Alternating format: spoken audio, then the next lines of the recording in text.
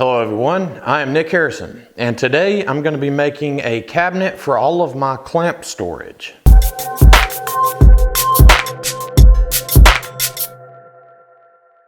So you'll know that previously I made a clamp storage rack. I actually have a video for that. If you have not seen that video, I'll leave a link up here. You can also find a link in the description. But since I've rearranged my shop, I have my workbench here now and I'm filming like this, I'm gonna make a cabinet for all of these clamps to go into. Now naturally it's gonna have to be a pretty tall cabinet. I think even the parallel clamps there that are really long won't fit in the cabinet. I'll have to find somewhere else for those.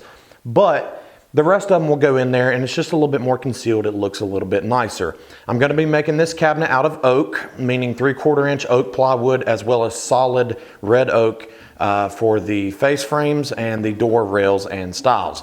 So first thing we need to do, by the way, this whole project can be completed with one single sheet of 4x8 plywood. So the first thing I need to do is make my first cut, which is going to be 40 inches from the end.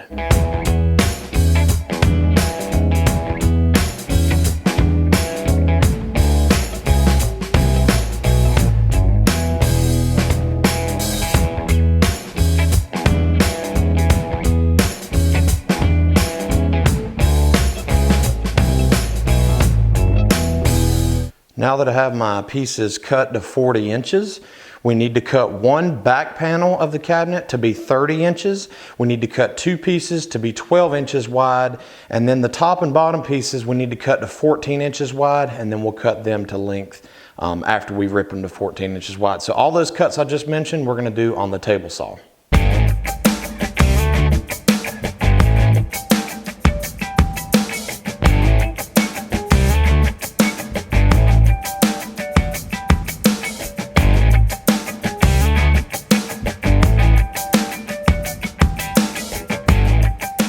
All right, so now all my pieces are cut.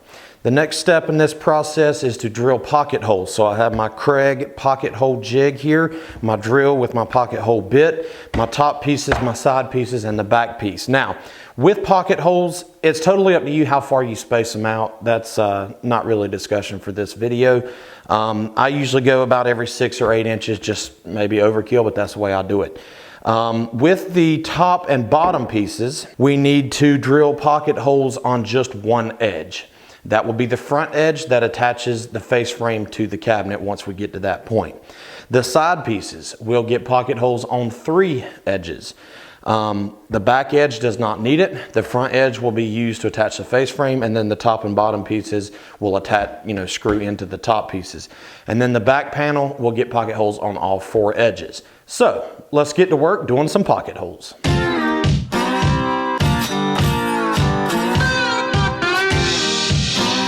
All right, so all of our pocket holes are complete and we are ready to start assembly. I'm gonna be using 1¼ inch pocket hole screws from Craig. The way I like to assemble is to attach, everything's based kind of around the back panel. So I'm gonna attach the side pieces to the back first, and then I'll attach the top and bottom to that. And then the carcass will be done. We'll be ready for the face frame.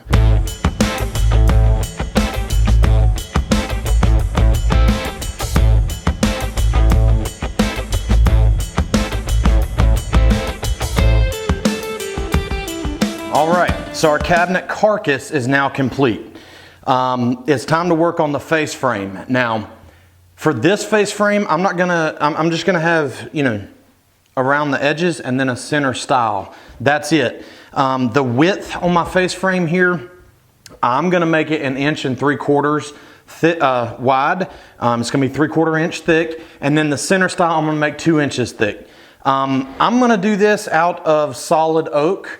You could do this out of whatever you would like. And if you don't have oak, you can either get it, if you don't have the ability or the access to a lumber yard to buy oak and then mill it down yourself, that's what I'm gonna do.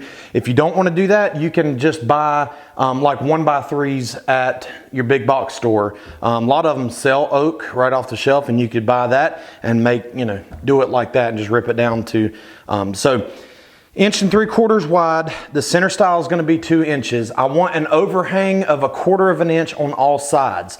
Now, so with that said, if we know that this top piece is 31.5 inches wide. So I'm going to need to make the length of the top portion of the face frame 32 inches long. Same for the bottom. And then we'll just have to subtract the math. So if we're doing 1 3/4 inches, you take off 1 inch here. That's a 1/2 inch on each side. So I'm going to do a 1/2 inch overhang instead of 1/4, but it's a 1/2 inch overhang. So instead of 31.5, it needs to be 32.5 inches long. That'll give me a 1/2 inch overhang on each side. And then, like I said, so we know that this is 40 inches tall. So we're going to subtract a 1/2 on each side. It'll need to be 39 inches and so on. So I'm going to get ripping down some solid oak material, and then we're going to use pocket hole joinery to join the rails and the stiles of the face frame. Get the whole face frame assembled all in one shot, and then we will attach it to the carcass.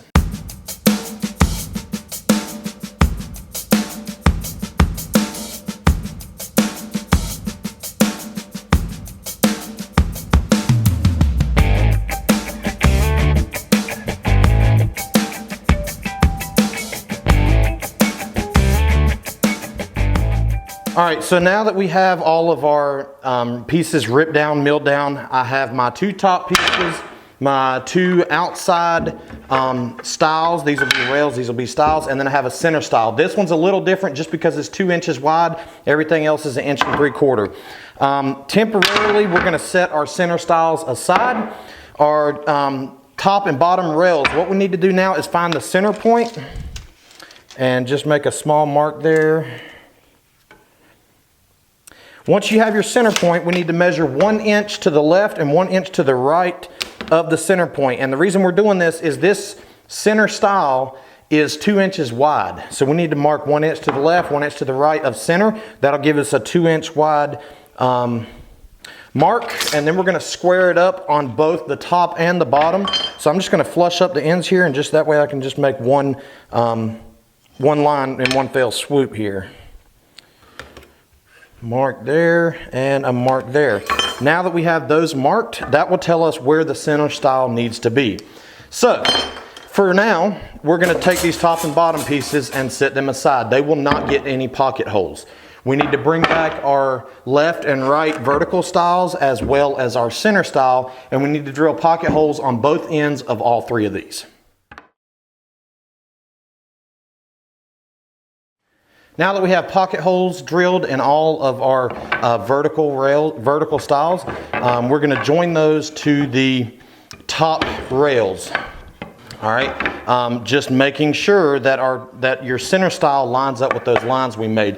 Also, make sure all the pocket holes are on the inside so that you don't see them from the outside of the cabinet. So let's get working on that.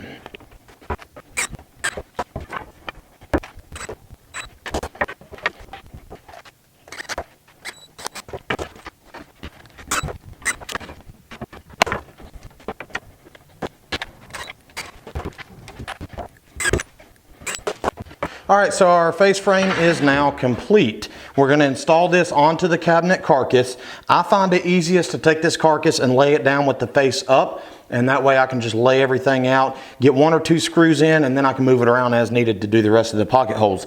One thing to keep in mind that is super important when you do this is to center it up on here, both up and down and side to side. We made it 1 inch longer, so there should be a 1/2 inch overhang everywhere, inside and outside, top, and bottom. The easiest way for me to do this is to use a depth stop gauge, some sort of something. I have a combination square here.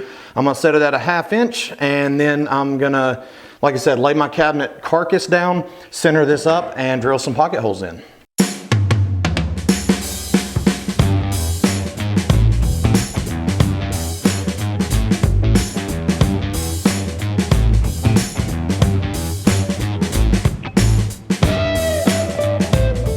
All right, the cabinet is now complete. Starting to look like a cabinet, right?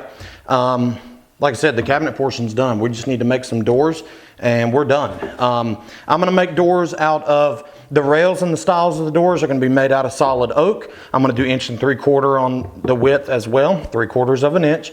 And then the center panel, the groove that I'm gonna make is 1/4 inch, and I'm just gonna use 1/4 inch birch plywood for the center panel of the doors.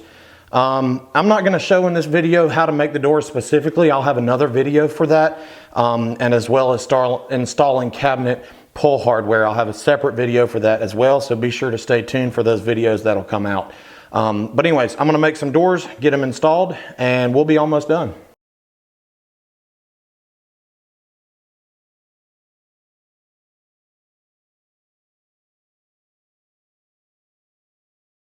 All right, so like I mentioned, I'm not gonna show in this video how to build doors. I actually have a separate video coming out next week that will show that, so be sure to check that out. You just saw me drill out the concealed hinges holes here, and I did that using my Craig jig, the concealed hinge jig.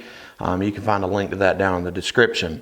So now that we're all set there, we're going to install the hinges. They just go in the hole and then we screw them in. And then we'll be ready to mount these doors onto the face frame of the cabinet.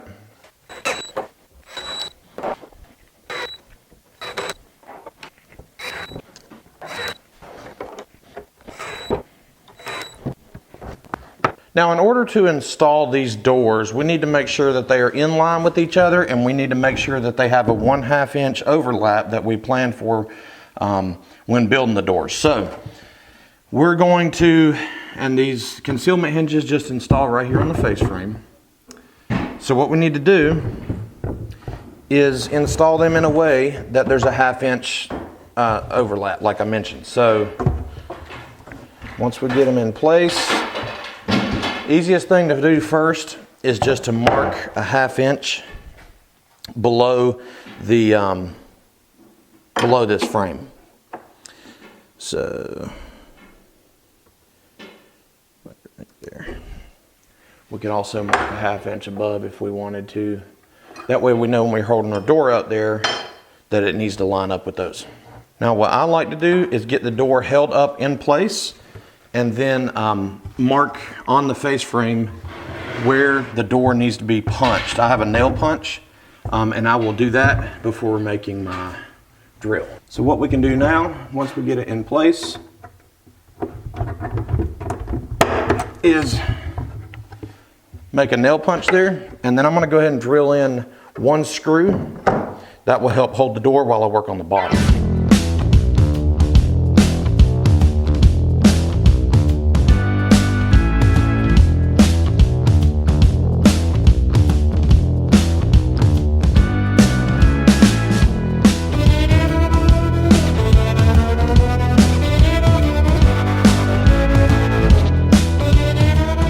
All right, so my doors are now installed. Most of these hinges have adjustments where you can move them in or out or adjust them, make them flush, square to each other, but they seem to open and close fine.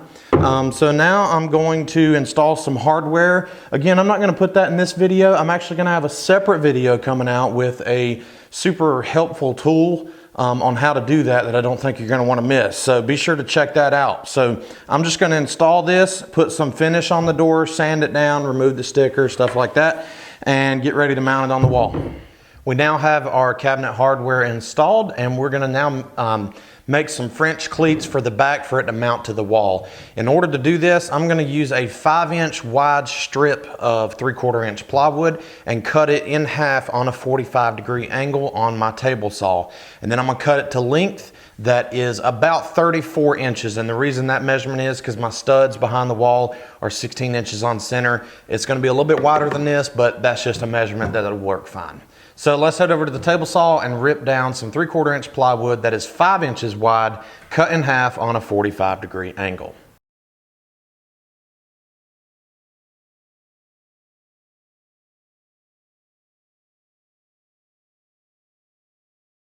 All right, so we now have our pieces cut, and the way they will go together is just like that. So basically, this will be mounted on the cabinet and this on the wall, and then the cabinet will lock in like that to hold it on the wall. So I got 2 sets, one for the top, one for the bottom. I'm gonna install them on the back of here. Whatever the distance between those is, that same measurement, I will install them on the wall, and we'll be almost done.